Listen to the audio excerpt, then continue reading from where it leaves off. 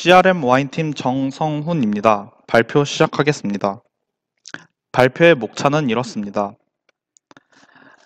아마존 CRM의 개괄적인 부분에 대해 얘기하자면 아마존은 2012년에 주류 판매를 시작하여 처음으로 온라인상 와인이 유통되는 산업 구조를 만들었습니다.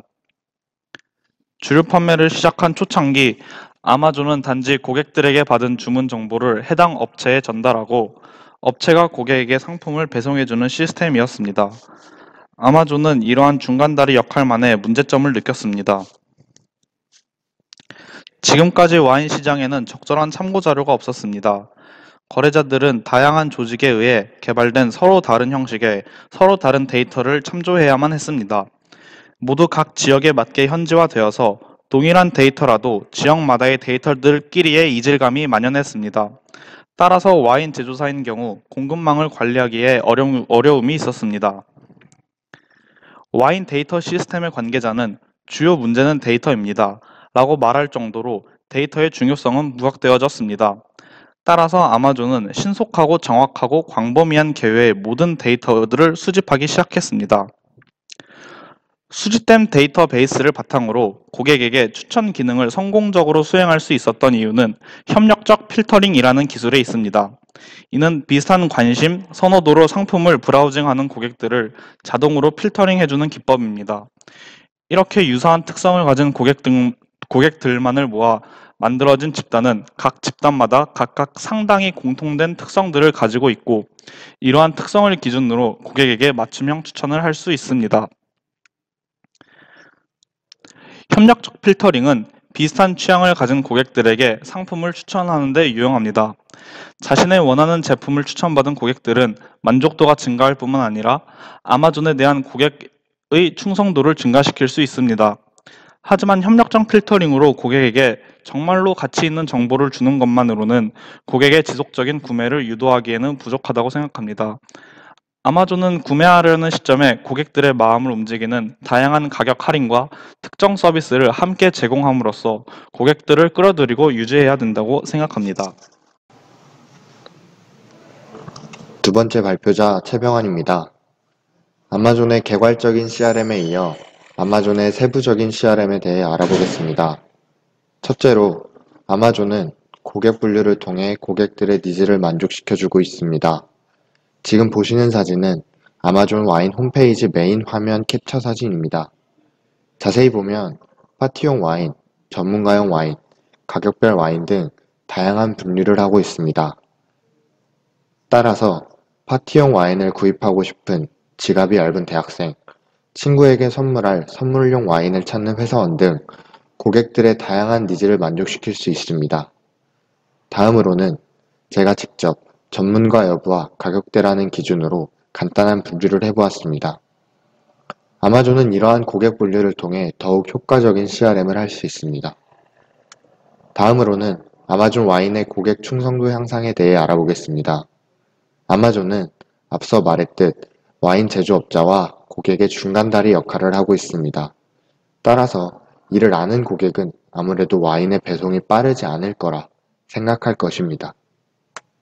하지만 아마존은 프라임 나우라는 로열티 프로그램을 통해 와인을 프라임 나우 고객에게 단 1시간 만에 배송할 수 있는 서비스를 제공할 수 있습니다.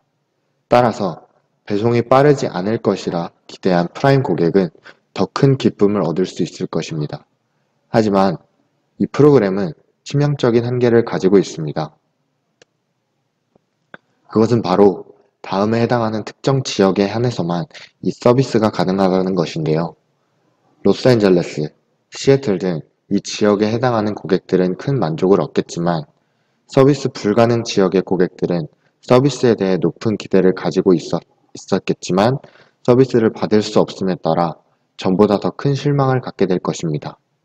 따라서 프라임 나우의 성공적인 서비스를 위해서는 배송 서비스에 관하여 적극적으로 한계를 공지하여 기대를 낮추거나 전 지역에 서비스가 가능하도록 하는 개선 방안이 필요하다고 생각합니다. 안녕하세요. 세 번째 발표자 송대군입니다. 아마존이 실시한 추가적인 와인 CRM을 조사했습니다. 아마존 재팬에서는 전화 한 통화로 아마존 소믈리에에게 추천을 받고 배송까지 한 번에 받을 수 있는 고객 맞춤형 서비스를 론칭했습니다. 와인 소믈리에 방식은 간단합니다.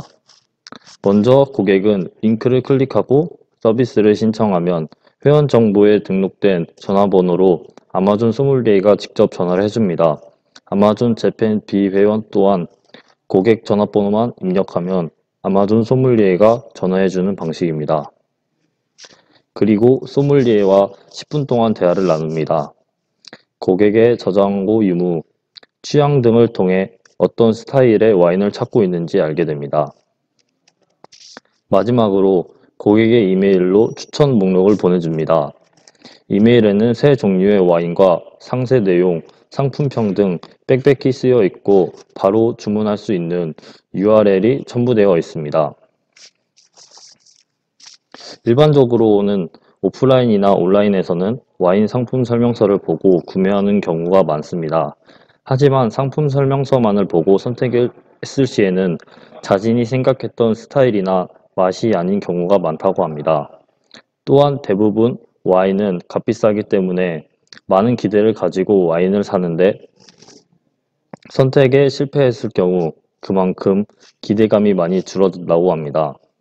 아마존에서는 소믈리에를 이용하여 와인 선택에 실패할 가능성을 낮췄습니다. 선택의 실패를 감소시켜 기대감 하락을 막았습니다. 선택 실패 감소와 고객의 취향과 스타일을 살피고 추천을 해주기에 고객 입장에서는 굉장히 대우를 받는 느낌을 가지게 됩니다. 이러한 와인 소믈리에를 통해 급속도로 성장하고 있는 거대한 아시아 시장에 적절하고 효율적인 CRM 방식이 되지 않았을까 생각이 듭니다. 네 번째 발표자 정세린입니다. 아마존 와인의 또 다른 CRM인 아마존바에 대해 말씀드리겠습니다. 아마존은 지난 2017년 10월 20일 일본 도쿄 긴자에 아마존바를 오픈하였습니다. 아마존바는 아마존이 취급하는 와인 5천여 종을 구비하고 있지만 아마존바에는 메뉴가 없습니다. 아마존바에서는 태블릿 PC를 이용해 6가지 질문에 답을 하여 와인을 추천받는 시스템입니다. 이 태블릿의 질문은 오늘 약속이나 일이 많았나요? 샐러드에 사용하는 드레싱은 무엇인가요? 등의 질문입니다. 아마존은 이러한 질문에 대한 답을 빅데이터 분석을 통해 소비자에게 맞춤형 경험을 선사하고 고객들의 만족감을 더 높여주고 있습니다.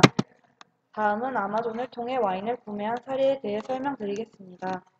미국 뉴저지주 리오니아에 사는 30대 직장인 줄리아 에반스 씨는 좋아하던 패션 브랜드가 한정판 와인을 출시했다는 소식을 듣고 집 근처 동네의 와인숍과 마트를 찾아갔습니다. 하지만 그 한정판 와인은 이미 품절되고 없는 상태였습니다.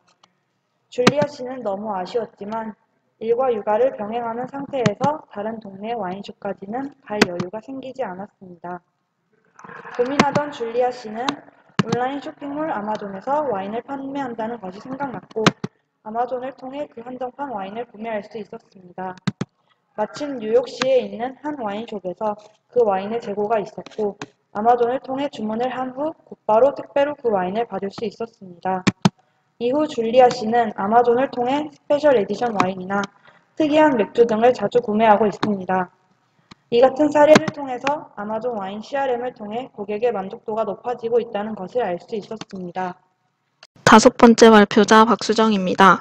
아마존 와인은 고객 세그먼트와 알맞은 니즈를 통해 고객에게 와인을 제공해 왔지만 이듬해 서비스를 중단했습니다. 2017년 10월 미국 정보기술 매체 리코드에 따르면 아마존은 아마존 와인에서 와인 제품을 판매하는 업체들의 이메일을 보내 올해 말 사이트가 폐쇄될 것이라 밝혔습니다. 12월 31일에 아마존 와인은 마감될 것이며 프라임나우, 홀푸드 마켓 등을 통해 와인을 계속 제공한다고 공지했습니다. 온라인 와인 판매의 어려움의 이유는 각종 정책과 그에 따른 규제 때문입니다. 대표적으로 불투명한 가격, 과세, 미성년자 구입 등의 문제가 있습니다. 와인 수입사들이 명확하게 가격을 공개하지 않고 유통 마진을 올리기 위해 가격을 대량으로 높게 책정하여 소비자들이 불만이 많은 경우가 있었습니다. 뿐만 아니라 중고가의 와인은 높은 과세로 인해 구매율이 떨어지며 온라인 판매의 경우 미성년자 구매에 대해 허술한 부분이 있습니다. 불투명한 와인 가격의 문제의 해결 방안은 와인 종류별로 생산부터 현재 판매까지 구체적인 정보를 보여주고 할인된 가격을 제시하는 것입니다. 정보가 없는 다른 판매사와 차별성을 보이고 이를 보고 소비자들은 가격에 대한 혜택을 받는다고 느낄 것입니다. 구매 편리성과 가격 혜택으로 다가와 와인 소비 시장에 활력을 불어넣어 줄 것입니다. 과세 문제의 경우 정부의 정책임으로 바꿀 수 없습니다. 하지만 구매 시 캐시백이나 몇 개 이상 구매 시 할인해주는 제도를 넣는다면 과세에 대한 부담이 줄 것입니다. 웹사이트 구매 시 성인 인증을 하고 배달할 때 미성년자가 받는 경우 또한 체크해야 합니다. 고객의 데이터를 수집하여 미성년자 거주 여부를 확인하고 거주할 경우에는 미리 배송 시간을 예약하는 시스템을 운영하면 미성년자 구매 폐해를 줄일 수 있을 것입니다. 영국의 와인 사업자 로원 곰리의 와인 직거래 장터처럼 소비자와 생산자의 직접적인 만남 또한 CRM 중 하나입니다. 질 좋은 와인을 저렴한 가격에 사기를 원하는 소비자와 잘 만들지만 판매나 마케팅에는 서툰 생산자를 불러 모았습니다. 직접적인 만남으로 고객들은 제품에 대한 신뢰도가 높아지며 제품 구매에 대한 불안감을 줄일 수 있습니다. 시장의 문제점을 분석해 자체 내에서 방안을 마련하는 것이 앞으로 사업 성공의 지름길이 될 수 있을 것입니다. 와인조 2팀 마지막 발표자 1사업본 김승원입니다. 저는 아마존 와인 카테고리에서의 CRM 전략 제시를 주제로 발표 진행하도록 하겠습니다. 노우 브랜드는 우리나라 최대의 대형마트 기업인 이마트가 독자적으로 전개하는 자체 브랜드입니다. 이마트는 우리나라에서 아마존에 비견될 정도의 유통망을 가지고 있는 기업입니다. 이마트는 이러한 유통망과 노우 브랜드를 경합시켜 유통비용을 절감시킴으로써 일반 제조업체 브랜드보다 낮은 가격을 산출하였습니다. 또한 이마트 자체가 가지고 있는 긍정적인 이미지를 노우 브랜드에 결합시킴으로써 브랜드 마케팅 비용 또한 절감시켰습니다. 그리고 화면의 그래프에서 볼 수 있듯이 지속적으로 노우 브랜드의 매출은 증가하였음을 확인할 수 있습니다. 우리나라의 노브랜드와 유사하게 아마존에서 A와인이라는 하나의 와인 브랜드를 만드는 전략을 생각해 보았습니다. 현재까지 아마존에서의 와인 판매를 통해 얻어진 데이터를 분석하여 와인 판매량이 가장 높았던 몇몇 와이너리를 인수하거나 그들과 계약을 맺음으로써 독점적인 관계를 구축하는 것입니다. 아마존의 유통망과 브랜드 가치를 활용한다면 우리나라의 노브랜드와 같이 높은 수익을 창출할 수 있을 것으로 예상됩니다. 수업 시간에 배운 밸류 이퀘이션으로 밸류를 생각해보면 Sacrifice로는 A 와인 브랜드를 론칭함으로써 고객들은 와인을 선택할 때에 들어가는 번거로움을 감소시킬 수 있다고 생각할 수 있습니다. Benefits로는 창출될 것으로 예상되는 지속적인 판매량을 생각할 수 있기에